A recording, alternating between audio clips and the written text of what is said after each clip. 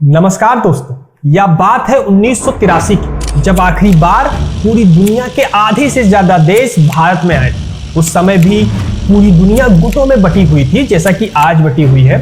यदि हम उस समय यानी कि 1983 की बात करें तो वो शीत युद्ध का समय था और उस समय पूरी दुनिया या तो वेस्ट यानी कि अमेरिका या फिर ईस्ट यानी कि सोवियत संघ के साथ थी और आधी दुनिया इन्हीं दो गुटों में बटी हुई थी। और उस वक्त कुछ ऐसे भी देश थे जो नए नए आजाद हुए थे और जो किसी भी गुट में शामिल नहीं हुए थे। और उस वक्त भारत इन्हीं गुट निरपेक्ष देशों के 7वें शिखर सम्मेलन का प्रतिनिधित्व कर रहा था और यह भारत द्वारा आयोजित पहली प्रमुख बहुपक्षीय सम्मेलन थी। और यह शिखर सम्मेलन ऐसे समय हो रहा था जब रूस ने अफगानिस्तान पर हमला कर दिया था। मिडिल ईस्ट में ईरान इराक युद्ध से अशांति चारों तरफ फैली हुई थी और भारत के आसपास का क्षेत्र कोल्ड वॉर के मैदान के रूप में उभर रहा था। उसी समय एक दिलचस्प घटना और घटी थी। इसी साल भारत ने क्रिकेट वर्ल्ड कप को भी जीता था और इसी के 40 साल बाद यानी कि आज भले ही भारत का उत्साह गुट निरपेक्षता को लेकर कम हो गया हो, परंतु वैश्विक राजनीति और क्रिकेट के लिए यह उत्साह अभी भी बरकरार है, क्योंकि भारत इस साल G20 और क्रिकेट वर्ल्ड कप की मेजबानी कर रहा है। इन 40 सालों में भारत ग्लोबल साउथ के मुख्य आवाज के रूप में सामने आया है और यह G20 की मेजबानी भारत के लिए एक बहुत ही महत्वपूर्ण इवेंट है। तो आज के इस वीडियो में हम जानेंगे कि विश्व राजनीति में भारत ने अपनी पकड़ किस तरह मजबूत की है और पूरी दुनिया भारत से क्या सीख सकती है। G20 प्रेसिडेंसी को भारत ने किस तरीके से बनाया है और आगे भारत के सामने कौन कौन से चैलेंजेस आ सकते हैं। तो चलिए इस वीडियो को शुरू करते हैं। Weeks in India's diplomatic calendar ever. 2023 is also a big year for India, which has taken over the presidency of the G20 group of major world economies.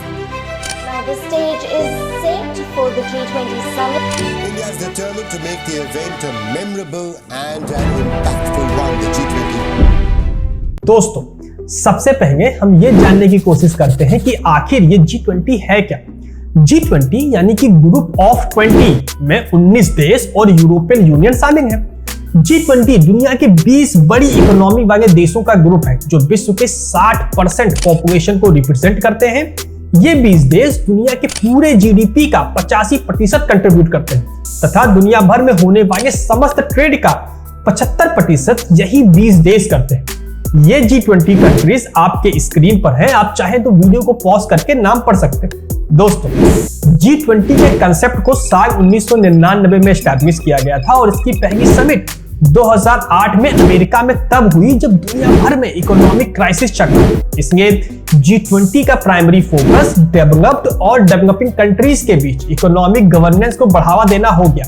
हालांकि जैसे जैसे इसका विकास होता गया, इसमें जियोपॉलिटिकल और क्लाइमेट चेंज का इशू भी शामिल हो गया। दोस्तों, वैसे देखा जाए तो G20 का कोई भी एडमिनिस्ट्रेटिव ऑफिस नहीं है, बल्कि इसके लिए 3 देशों का एक ट्रायोका बनाया जाता है जिसमें पास्ट, प्रेजेंट और फ्यूचर की प्रेसिडेंसी करने वाली कंट्रीज होती हैं।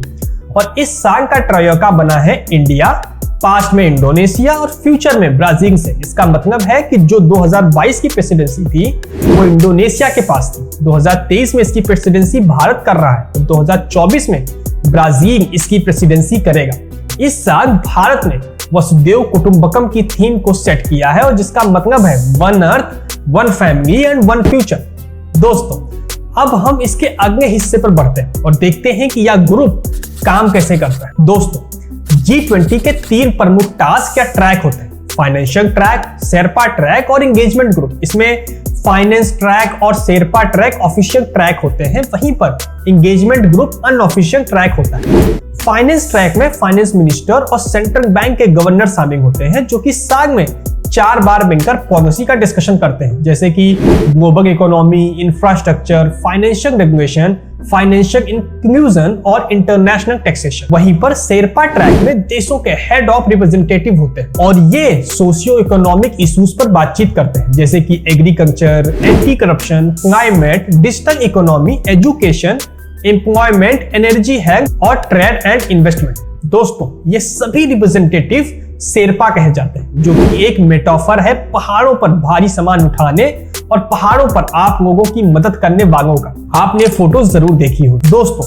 भारत इस साल G20 का प्रेसिडेंट है और प्रेसिडेंट होने के कारण हमारे पास कुछ पावर्स भी हैं, जैसे कि भारत उन कंट्रीज को भी इनवाइट कर सकता है जो G20 का हिस्सा नहीं है, और भारत ने इसी का फायदा उठाकर बहुत सारे देशों के साथ अपने संबंध अच्छे करने का प्रयास भी किया है। जैसे कि भारत ने यूएई और बांग्लादेश को इनवाइट किया है, जिनके साथ भारत के इंपॉर्टेंट स्ट्रेटेजिक पार्टनरशिप है, और साथ ही साथ भारत ने Egypt, Mauritius, Netherland, Nigeria, Oman और स्पेन जैसे देशों को भी निमंत्रण भेजा है। दोस्तों, आज के समय में भारत ग्लोबल साउथ का लीडर बनकर उभरा है और 2030 तक थर्ड लार्जेस्ट इकोनॉमी बनने को, जो कहीं ना कहीं वैश्विक मंच पर भारत के आगमन को पहले ही प्रमाणित करता है।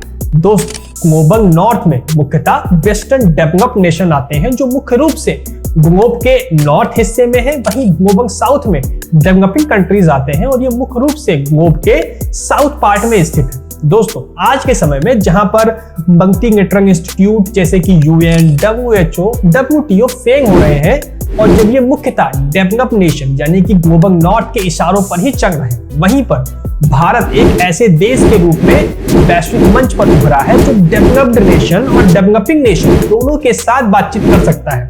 जैसे कि भारत UAE के साथ भी बातचीत कर सकता है और भारत अमेरिका के साथ भी बातचीत कर सकता है। इसलिए सभी ग्लोबल साउथ के देश इंडिया को अपने लीडर के रूप में देख रहे हैं, और यह भारत के डिप्लोमेसी की जीत ही है, और भारत इस बार के प्रेसिडेंसी में इस बात को भुना भी रहा है। दोस्तों, यदि हम देखें तो ये 2023 भारत के लिए एक बिजी साल रहा है। इस साल भारत G20 की प्रेसिडेंसी तो कर ही रहा है, इसके साथ साथ भारत ने क्वाड मेंबर की समिट भी अटेंड की, तो शंघाई कोऑपरेशन ऑर्गेनाइजेशन की समिट को भी चेयर किया।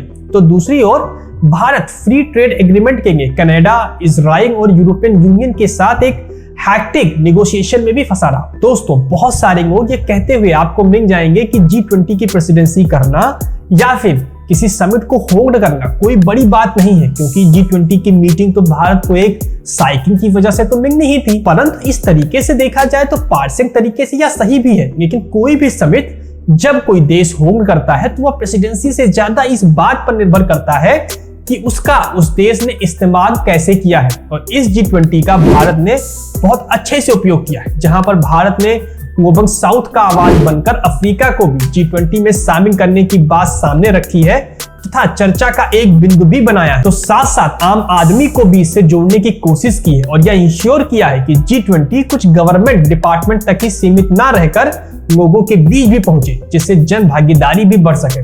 दोस्तों, हमेशा से ही भारत के फेलियर दुनिया बहुत जोर शोर से दिखाती है। 2019 में जहां दुनिया में भारत में जगती हुई चिताएं दिखाई गई, तो 2022 में मुस्लिम फोबिया की बात की गई, तो 2023 में ही जगता हुआ मणिपुर जोरों से वेस्टर्न मीडिया में छाया रहा। जब भी एक देश के बारे में बस नेगेटिव चीजें ही दिखाई जाती हैं, तो ऐसा लगता है कि उस देश में कुछ अच्छा तो हो ही नहीं रहा है। लेकिन सच यह है कि हम ग्रीन एनर्जी में आज बहुत आगे हैं। तो आज के समय में हमारा फिनटेक यानी कि UPI आज ग्लोबली देश अपना रहे हैं, जिसमें भारत बहुत ही स्ट्रांग है। वहीं पर ये G20 उस समय होस्ट होने जा रहा है जब भारत मून के साउथ पोल पर लैंड करने वाला पहला देश बना है। तो यह हमारे सामने एक बहुत ही अच्छा मौका है कि हम अपनी बुरी इमेज को हटाकर G20 के माध्यम से वैश्विक मंच पर अपनी एक स्ट्रांग इमेज को खड़ी कर दें, और यह बताएं कि भारत सिर्फ एक मार्केट नहीं बल्कि कॉम्पिटिटिव पावर है जो दुनिया भर को इंपैक्ट कर सकती है। हालांकि ये मीटिंग